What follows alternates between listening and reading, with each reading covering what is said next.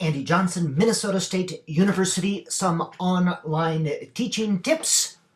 I am the author of over 433 online videos, so I've learned a couple things and I present them unto you. First of all, online teaching is part of the future. That doesn't mean that all teaching will be online, but a great part of it. For example, to save money, schools may be going to 4-day teaching weeks with 1 day online, a 4+1. So it will be used at all levels. Currently at the college level, it is expected that some of our teaching is online. So we must master this medium. It is a different teaching medium. It is not an in-person simply captured with a video camera. It is a totally different medium. Lessons need to be shorter and briskly paced. You are competing with a lot of stuff online. Little bells and whistles, boop, boop, boop, all competing for people's attention. All right?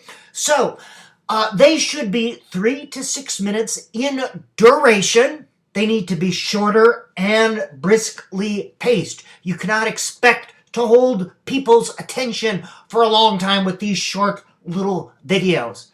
You need to break longer bits, longer lectures, longer pieces of instructions into smaller bits so that people can attend to it and attend to it in parts. Your video instruction must be visual and fast moving. Nothing is more boring than a professor sitting in a chair explaining stuff for hours and hours and hours.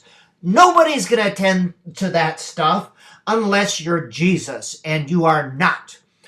Use PowerPoints, include a picture on each one. You want these to be as visual as possible. And again, there's so many distractions. We need to hold people in, make it as multimodal. And I always try to picture my audience and create pictures or find pictures that resemble my audience somehow. Slides should be used to organize ideas, not transmit them. Most of us can read. You should not include a whole bunch of sentences or paragraphs for stuff to read. They're just used there to organize your ideas and hold ideas. And remember, with this medium, students can pause and take notes of your instruction. But do not don't make it a book that people are reading, all right? Slides should be used to organize the ideas, not transmit them. I recommend 2 to 4 points a slide, max 4 ideas per slide, maximum. And I just said it, 2 to 4 ideas on a slide.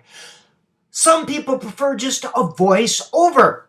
I recommend including your face down in the corner. This is because you communicate with your face as well as your words, with your hands and your expression. And again, it makes it easier to pay attention to. It's hard to pay attention to just a voice, a bodiless voice floating out into space. And attend to pacing and modulation with your voice. Again, you have to hold people's attention. You are working the crowd up and down in pitch modulation. Don't be afraid to pause every once in a while. You are speaking directly to the camera. You are teaching to that little person in the camera. So you have to imagine your audience. All right? Just some very short tips on creating an online teaching lesson or episode.